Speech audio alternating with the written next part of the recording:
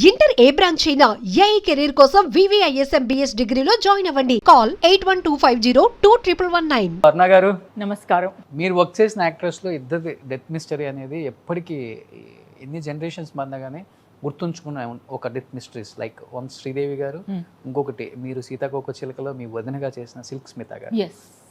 చాలా చాలా ఎలా ఉండేది మేడం సిల్క్ స్మిత గారితో వర్క్ ఎక్స్పీరియన్స్? తనకున్న డెడికేటెడ్ మేకప్ కానీ శారీ కానీ అన్ని తనే ఓన్గా తెచ్చుకుంటారు, ఆమె ఓన్గా చేసుకుంటారు. అండ్ ఏం చదువుకోలేదు, ఊరి నుంచి వచ్చిన ఒక వ్యక్తి అలా తను చేంజ్ చేసుకొని ఎలా చేయగలిగారు, అంత రాణించగలిగారు అంటే ఏం చెప్తారు ఆమె గురించి మీరు? ఆమె గురించి షీఈస్ రియల్లీ చాలా గ్రేటు. సీతాకోచిలుకలో ఉన్నప్పుడు మామూలుగా వదిన క్యారెక్టర్ చేస్తున్నప్పుడు చెప్పేదన్నమాట. మామూలుగా ఫ్రెండ్స్ చెప్పాను కదా, మనందరం ఒకే దాని లోపల గెస్ట్ హౌస్ లోపలే ఉండేవాళ్ళం, భారతరాజ గారు మేమందరం. సో తను చెప్తూ ఉండేది నాకు, నేను చూడు ఒక మంచి హీరోయిన్ లేకపోతే క్యారెక్టర్ ఆర్టిస్ట్ అట్లా అవుతాను ఇలాగాని. బట్ తన కూడా నల్లగానే ఉండేది, చాలా నలుపు. ఓకే. సో నేను మామూలుగా చూసుకొని మనకేమిటి అప్పుడు నేను మేబీ ఐ మీన్ 16 years, మనకేమంటే తిన్నామా ఉన్నామా అయిపోయింది మన పని, ఏదో మనం పని చేసాము అనేది. బట్ తను అలా ఉండేది కాదు. తను వచ్చి డైరెక్టర్ గారి దగ్గరికి వెళ్ళి, సార్ నా ఇలాగ మేకప్ వేసుకోలేదు కదా, ఈ సారీ కట్టుకోనా, లేకపోతే జుట్టు వచ్చి ఇలాగ వదలనా, లేకపోతే ముడి వేసుకోనా, అలాగని ఉండేది. దాని తర్వాత ఆవిడ ఇంత టాప్ అయిపోయింది, అందరు హీరోసే ఆమె సాంగ్ గురించి వెయిట్ చేసేవాళ్ళు ఆవిడ రావడానికి.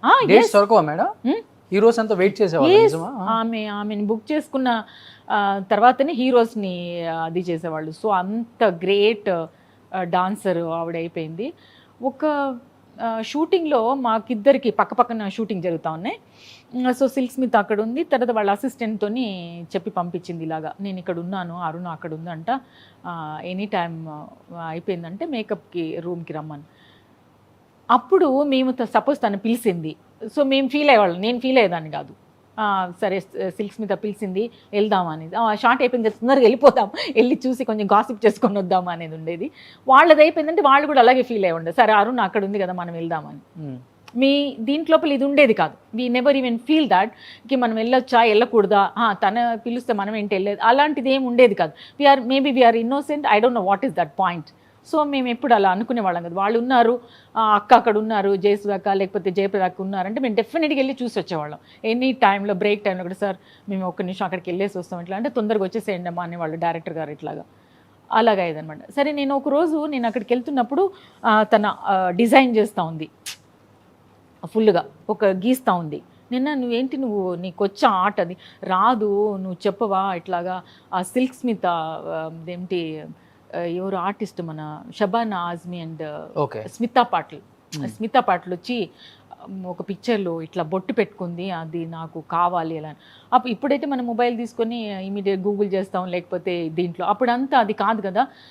సరే నేను పంపిస్తాను, ఎలా పంపించాలి ఏం తెలియదు. నేను చూసాను ఒక మ్యాగజైన్ లోపల తనది, అప్పుడు వచ్చి ఫిలింఫేర్ బుక్ అది ఉండేది, మా ఇంటికి వచ్చేవి అప్పుడు. ఎందుకంటే మా ఎల్డర్ కజిన్ బ్రదర్ అవన్నీ చదువుతూ ఉండేవాడు, ఆయన కూడా, ఆయనకు పిక్చర్స్ అవి అంటే చాలా ఇష్టం. సో వచ్చినప్పుడు నేను చెప్పాను, స్మిత మా ఇంట్లో ఉండింది నేను చూశాను, వాళ్ళు పేపర్ వాళ్ళకి లేదు ఇంట్లో ఉంది అంటే డెఫినెట్గా నేను తీసుకొచ్చి ఇస్తాను అని. సో అలాంటి ఇంట్రెస్ట్ ఉండేది. మళ్ళీ తర్వాత తను ఉండేది కోడంబాక, నేను ఉండేదాన్ని టీ నగర్. సో అప్పుడు వాళ్ళ డ్రైవర్ని వాళ్ళ అసిస్టెంట్ని మా ఇంటికి పంపించింది. వాడు ఫుల్ డే నేను షూటింగ్లో ఉన్నా. దాని తర్వాత వెయిట్ చేసి వాడు ఆ డిజైన్ ఏది ఉందంటే, నేను అప్పుడు పేపర్లు బుక్కులు అన్నీ వెతికి, అంటే చెప్తున్నాను మనకి ఎంత ఇంట్రెస్టో.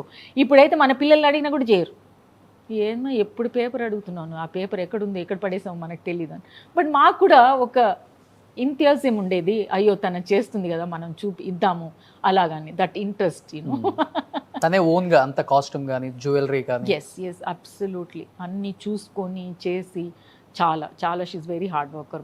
ఇప్పుడు డాన్స్ ఉందంటే తినేది కాదండి, ఫుల్గా మంచినీళ్ళు కూడా తాగేది కాదు. బికాజ్ నా స్టమక్ కనిపిస్తుంది బాగోదు, ఇలాగా నేను కమల్ హాసన్ గారితో చేస్తున్నాను కాబట్టి బాగోదు అట్లా, కానీ తినేది కూడా కాదు. పెద్ద హీరోస్ కూడా ఆమె డేట్స్ కోసం వెయిట్ చేసిన రోజులు అవి. ఆమె ఐటెం సాంగ్ పడిందంటే సినిమా హిట్ అనే లెక్క. అవును, అంత పెద్ద లెవెల్కి. బట్ ఎప్పుడన్నా ఫీల్ అయ్యారు మేడం, ఇలాంటి క్యారెక్టర్స్ చేస్తున్నాను, ఇలాంటి సాంగ్స్ చేస్తున్నాను, అన్ని ఐటమ్ సాంగ్సే, ఇలాంటిదే వస్తుంది, ఒక మంచి రోల్ చేయాలనుకుంటున్నాను, ఒక హీరోయిన్ గా చేయాలనుకున్నాను లైఫ్? డెఫినెట్గా ఒకసారి నాతో డిస్కషన్ చేసింది మామూలుగా, ఇట్లాగా నేను వచ్చి ఏం చేయాలో తెలియట్లేదు నాకు, నేను ఓన్లీ డాన్సర్గానే అది మిగిలిపోయేలాగున్నాను, I want to show myself, నేనేంటి అనేది ఒక క్యారెక్టర్ చేయాలి, బట్ నాకు రావట్లేదు, నేను ఏం చేయాలో తెలియదు, బట్ ఓకే హ్యాపీ, నేను అట్లీస్ట్ దీంట్లో అయినా నేను ప్రూఫ్ చేయగలుగుతాను, చేస్తాను అనేసి. హీరోయిన్ రెమ్యునరేషన్ ఇచ్చేవాళ్ళంట ఒక సాంగ్కి ఆమెకి. Yes, demand. అందరు అట్లా లైన్లో నుంచొని ఉండేవాళ్ళు, ఆమె ఎప్పుడు వచ్చి ఆవిడ ఎప్పుడు వస్తుంది అనేసి అందరు వెయిటింగ్లో ఉండేవాళ్ళు. ఏదో పిక్చర్కి చిరంజీవి గారు కాదు, మన శివాజీ గారు, గణేష్ గారు కూడా వెయిట్ చేస్తూ ఉన్నారంట. అప్పుడు చెప్పేవాళ్ళు అనమాట ఎవరు ఇట్లాగా, సిల్క్స్ మీద టైం చూడప్ప ఎక్కడుంది అని. ఏమైంది అంటే శివాజీ గారు వెయిట్ చేస్తూ ఉన్నారంటే ఇంకా రాలేదంట సెట్కి అనేసి. ఓకే, ఎంతటి జీవితాన్ని అనుభవించారు. చివరి రోజుల్లో ఆమె డెత్ మిస్టరీ అనేది ఇప్పటికీ మిగిలిపోయింది మేడం. ఎగ్జాక్ట్లీ. నిజంగా సూసైడ్ అంటారా, లేకపోతే మీ జనరేషన్లో మాట్లాడుకుంటారు కదా? అది మాట్లాడుకోవడం అంటే ఏంది, నాకు అసలు ఎక్కువ టచ్ లేదు కదా, చెప్పాను కదా మూవీస్ అయిపోయింది దాని తర్వాతే కదా. ఎప్పుడో ఒక్కసారి దేని గురించో నాకు ఫోన్ చేసింది, ఒకసారి మా ఆయనతో కూడా మాట్లాడింది, ఏదో సమ్ ల్యాండ్స్ వాళ్ళు ఎప్పుడు ఎక్కడెక్కడో ల్యాండ్స్ తీసుకున్నారు, సో మా ఆయనకు తెలుసు ఇక్కడ ల్యాండ్స్ అది అనేసి ఒకసారి మాట్లాడింది అంతే, ఇట్లాగా ల్యాండ్స్ అది తీసుకోవాలని. దాని తర్వాత నో కనెక్షన్. దాని తర్వాత వాళ్ళ husband is the doctor somebody no. So ఇప్పుడు నాకు తెలియదండి. అప్పుడు ఆయన ఒకసారి వెరీ డీసెంట్ పర్సన్, ఆయన కూడా వెరీ డీసెంట్ మాట్లాడడంలో కానీ ఏదైనా కూడా. ఒకసారి ఏమో నేను అప్పుడే మాట్లాడడం, ఇప్పుడు అయిపోయిందండి ఒక 30 years మేబీ 25 years అట్లాగా అయింది. దాని తర్వాత నాకు అసలు కాంటాక్టే లేదు. దాని తర్వాత నేను పేపర్లో చూడడమే ఇలా చనిపోయింది అనేసి, దట్స్ ఆల్. బట్ రియల్ లైఫ్లో అలాంటి క్యారెక్టర్స్ చేసేవాళ్ళు రియల్ లైఫ్లో చాలా సాఫ్ట్ అంటాం. ఇప్పటికీ అప్పటికి అలానే ఉంటారు అలాంటి మనుషులందరూ కూడా. ఆమె అలాంటి క్యారెక్టర్స్ చేసిన ర్యాంప్ క్యారెక్టర్లో రియల్ లైఫ్లో చాలా అంటే చాలా పద్ధతిగా ఉంటారు అనేది. ఎస్, ఆ విషయంలో పద్ధతి అండ్ డిసిప్లిన్, మెయిన్గా డిసిప్లిన్ నుంచి తను ఫాలో అవ్వడము అదంతా వెరీ వెరీ డీసెంట్. ఆ విషయంలో తను ఇప్పుడు ఆ ఫ్యామిలీ అంతా ఉందా మేడం ఇక్కడ, లేదా? వాళ్ళ ఫ్యామిలీ ఎవరు ఏంటని అసలు నాకు తెలియదండి. తన ఒక్కతే తెలుసు. తనకు కూడా వాళ్ళెవరో బామ్మ ఉండేది, ఆవిడ షూటింగ్కి వచ్చేది, మా బామ్మ అని ఇంట్రడ్యూస్ చేసింది, అంత మట్టికి నాకు గుర్తుంది ఇప్పటి వరకు. అదర్ దెన్ దట్ నాకు అసలు ఏం తెలియదు తన గురించి కానీ, తను ఇక్కడి నుంచి అంటే మేము అసలు ఎప్పుడు, నేనైతే స్పెషల్లీ నేను ఎప్పుడు ఎవరి గురించి ఏమీ అడగనండి. మామూలుగా వాళ్ళు ఉన్నారా, మనం వర్క్కి వెళ్ళాము, దాని తర్వాత వచ్చి చూసాము, పని అయిపోయింది అంతే. మనం ఏమైనా చేయగలిగితే ఓకే, లేదు that's it, no comments also. నా హ్యాబిట్ అది. మీ టైంలో బాగుంటుంది కదా, షూటింగ్ అయిపోయిన తర్వాత మీ ఇంట్లో ఫంక్షన్ ఉన్నా, వాళ్ళ ఇంట్లో ఫంక్షన్ ఉన్నా, మీరు ఆ డేస్ బాగుండేవి. వచ్చేవాళ్ళు, వెళ్ళేవాళ్ళం కూడా మేము అందరము. ఇది ఉంది అంటే డైరెక్ట్గా ఫోన్, అది కూడా ల్యాండ్ లైన్ ఉండేది, ల్యాండ్ లైన్లోనే చిరంజీవి గారు కూడా మాట్లాడుతూనే ఉండేవారు అప్పుడప్పుడు నాతో కూడా. అప్పుడు ల్యాండ్ లైన్, ఆయన ఇంట్లో ల్యాండ్ లైన్, ఇది ఎప్పుడైతే వచ్చాయో అంత పోయినాయి. ల్యాండ్ లైన్ ఉండింది. వాళ్ళ బాబు బర్త్డేకి అప్పుడు ఇన్వైట్ చేశారు, ఆయనే ఫోన్ చేశారు అప్పుడు 1982 లైక్ మన ఈయన. సో అట్లా అంత అప్పుడు వెళ్ళలేకపోయాను, నేను చాలా ఫీల్ అయ్యాను అనమాట. అప్పుడు ఒక షూటింగ్లో ఉండి అక్కడ దాని తర్వాత అది కూడా గుర్తుపెట్టుకున్నారు ఆయన. నేను ఎప్పుడు అనుకున్నాను, మై గాడ్ ఎంత గుర్తుపెట్టుకున్నారు మీరు అని. చాలా మెమరీ పవర్. అవును, గుర్తుపెట్టుకున్నారు ఆయన. గుర్తుపెట్టుకొని అప్పుడనే నేను పిలిచాను, నువ్వు రాలేదు కదా అని అన్నారు. ఐఎమ్ వెరీ వెరీ సారీ, మీరు అర్థం చేసుకోవచ్చు, బికాస్ బీయింగ్ అన్ ఆర్టిస్ట్ ఇలా అయింది, ఇలాంటి ప్రాబ్లం అని చెప్పారు. బట్ బాగా మిస్ అవుతున్నారు ఇండస్ట్రీని మీరు. మిస్ అవుతున్నా అంటే చెప్తున్నాను కదండి, ఏదైనా ఒకటే అర్థమైపోతుంది. ఒక్క దాంట్లో ఒకటే మనం దారిలో వెళ్ళగలుగుతాం, but we can't travel with the 2 paths. Balakrishna గారితో కూడా యాక్ట్ చేశారు కదా మేడం. అవును, బాలకృష్ణ ఎలా ఉంటుంది, నందమూరి నటసింహం, అన్స్టాపబుల్. బాలయ్య బాబు అంటే ఏం చెప్తారు? ఆయన కూడా very jovial and nice person, because నేను అంత మింగిల్ అవ్వలేదు. లైక్ చిరంజీవి గారు, చంద్రమోహన్ గారు, వీళ్ళందరూ, మోహన్ బాబు గారు, వీళ్ళందరితో very very close to them, మాట్లాడాలి అంతా ఆయనతో. అంతగా ఎక్కువ చనువుగా ఉంటారు, ఇంకా చనువుగా ఉంటారు, బట్ అంత తెలియలే, అంత సిచ్యువేషన్ నాకు అంత అదిగా అవ్వలేదు అప్పుడు. సో వీళ్ళంతా ఏమని తెలియదు. చిరంజీవి గారు అంతా మేబీ ఆ టైంలోనే ఆయన కూడా వెరీ ఫేమస్ అవుతా ఉన్నారు అప్పుడు. సో మేబీ వెరీ వెరీ మేమందరం చాలా క్లోజ్గా ఉండేవాళ్ళం అందరం అంతా. బాలకృష్ణ, వెంకటేష్ గారు నాకు అంత టచ్ లేదు. Hello hi that's all.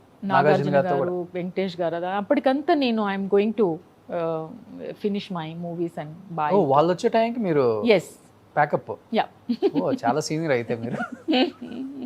వాళ్ళు వచ్చేటప్పటికి నేను చాలా పెద్ద సీనియర్. సావిత్రి, కన్నాంబ, అయ్యయ్యో సచ్చు, శారద గారు, వాణేశ్వరి గారి టైం మీరు. ఏదైనా అనుకోండి, నో ప్రాబ్లం. మేడం ఒక్కసారిగా హీరోయిన్ గా చేస్తూ ఈ అక్క చెల్లిగా టర్న్ అయ్యారు కదా మీరు. అవును. అసలు ఆ టైంలో అక్క చెల్లి అంటే వరలక్ష్మి గారిని, మిమ్మల్ని తప్పితే ఇంకెవరిని చూడలేదు మేము. ఓకే. ఇద్దరు పోటాపోటీగా పోటీ పడ్డారు. బట్ మీరు బాగా అంటే తెలియదు, మీది ఒక ఫోటోజెనిక్ ఫేస్ కావటం వల్ల బాగా కనెక్ట్ అయ్యారు తెలుగు ఆడియన్స్ కి. ఇప్పటికి కూడా మీ క్యారెక్టర్లు, మీ సినిమాలు, మీ ఫొటోస్ చూస్తుంటే